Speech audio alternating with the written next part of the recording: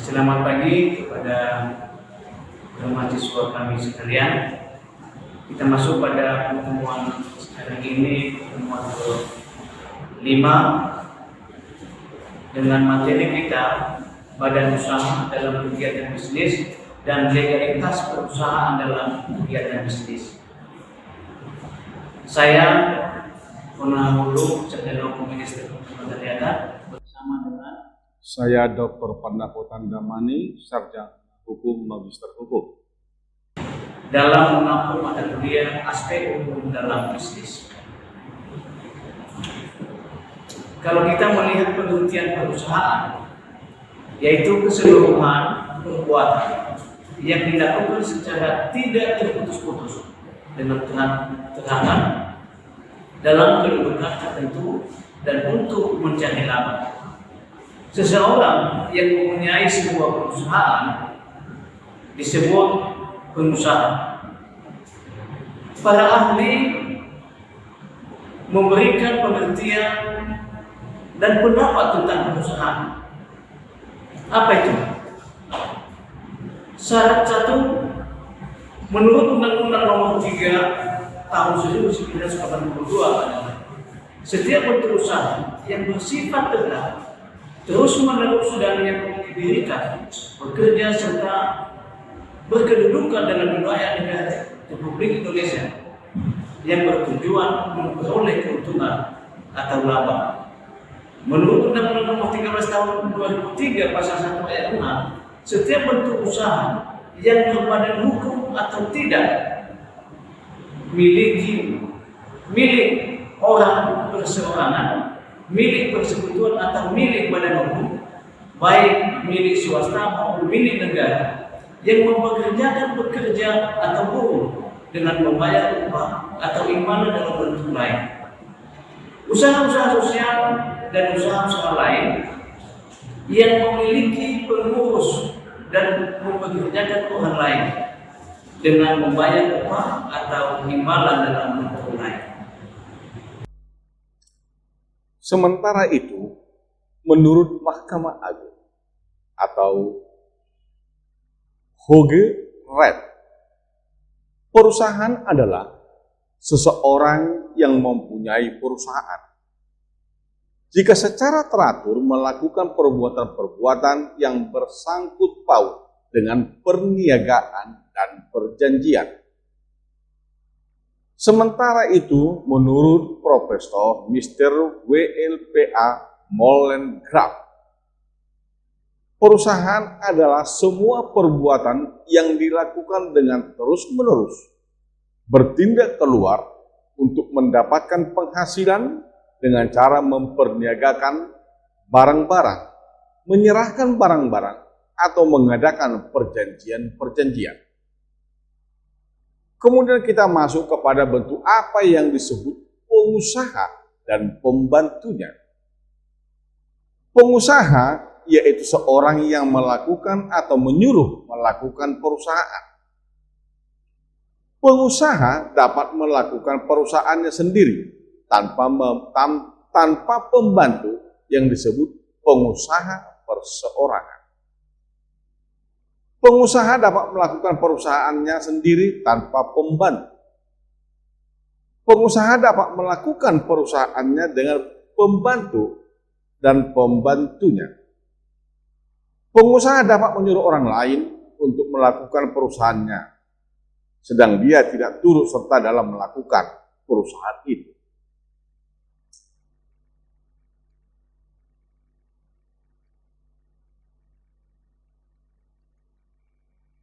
Baik, sekarang kita lihat kepada bentuk dasar hukumnya atau aturan-aturan yang mengatur. Menurut Undang-Undang Hukum Dagang, ada 2 macam kewajiban yang harus dilakukan oleh perusahaan. Yang pertama, membuat pembukuan sesuai dengan pasal 6 KUH Dagang dan Undang-Undang Nomor 8 Tahun 1997 tentang dokumen perusahaan. Di dalam pasal 2 Undang-Undang Nomor 8 Tahun 1997 yang dikatakan dokumen perusahaan adalah dokumen keuangan dan dokumen lainnya. Yang kedua, mendaftarkan perusahaan sesuai dengan Undang-Undang Nomor 3 Tahun 1982 tentang wajib daftar perusahaan. Kemudian, suatu perusahaan harus mempunyai beberapa hal, antara lain terus-menerus atau tidak putus-putus. Kedua, secara terang-terangan disebabkan berhubungan dengan pihak ketiga. Ketiga, dalam kualitas tertentu atau dalam kurung karena dalam lapangan perniagaan. Keempat, menyerahkan barang-barang. Kelima, mengadakan perjanjian perdagangan. 6, harus bermaksud memperoleh laba. Nah, pengertian legalitas perusahaan dalam hal ini, badan usaha dalam kegiatan bisnis. Di dalam setiap usaha dan setiap perusahaan wajib memiliki, sebenarnya ada dua, ada yang memiliki badan hukum dan ada yang tidak memiliki badan hukum. Nah, di dalam aspek hukum dalam bisnis ini kita akan mengupas bagaimana legalitas daripada perusahaan.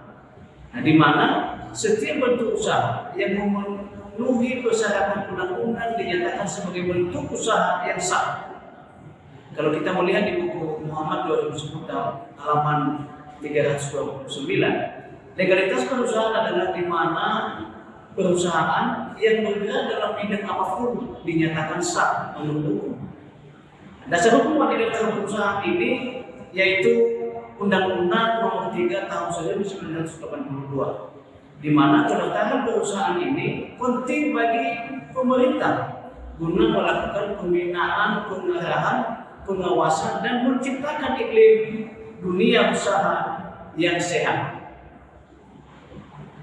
Tujuan undang-undang tentang wajib daftar perusahaan memberikan perlindungan kepada perusahaan-perusahaan yang menjalankan usahanya secara jujur dan terbuka, serta pembinaan kepada dunia usaha dan perusahaan, khususnya golongan ekonomi lemah.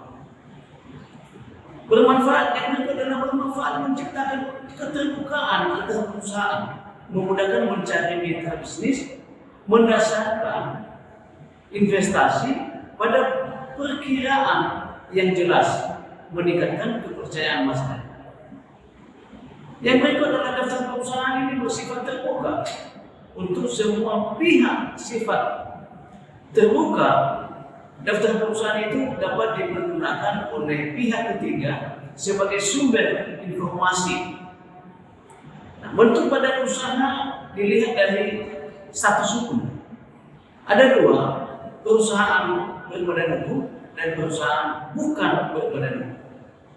Apa yang disebut dengan perusahaan berbadan hukum? Yang pertama adalah subjek hukum yang mempunyai kepentingan sendiri yang terpisah dari kepentingan pribadi anggotanya, mempunyai harta sendiri dan terpisah dari harta anggotanya. Yang kedua adalah perusahaan negara. Yang ketiga adalah perusahaan swasta.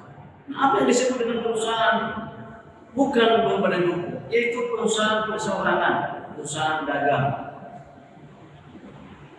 Jenis-jenis perusahaan dapat kita melihat adalah berdasarkan bentuk kepemilikan perusahaan. Dalam hal ini ada beberapa jenis perusahaan. Yang pertama adalah perusahaan perorangan atau disingkat dengan PO, firma. Yang ketiga adalah perseroan komuniter atau disingkat dengan CV. Yang berikut adalah perseroan terbatas yaitu PT. Yang kelima adalah perseroan terbatas negara atau Persero. Yang keenam adalah perusahaan daerah atau PD. Yang ketujuh perusahaan negara umum atau PERU. Dan yang kedelapan adalah perusahaan negara jabatan atau Perja. Yang kesembilan adalah koperasi dan yang kesepuluh adalah yayasan.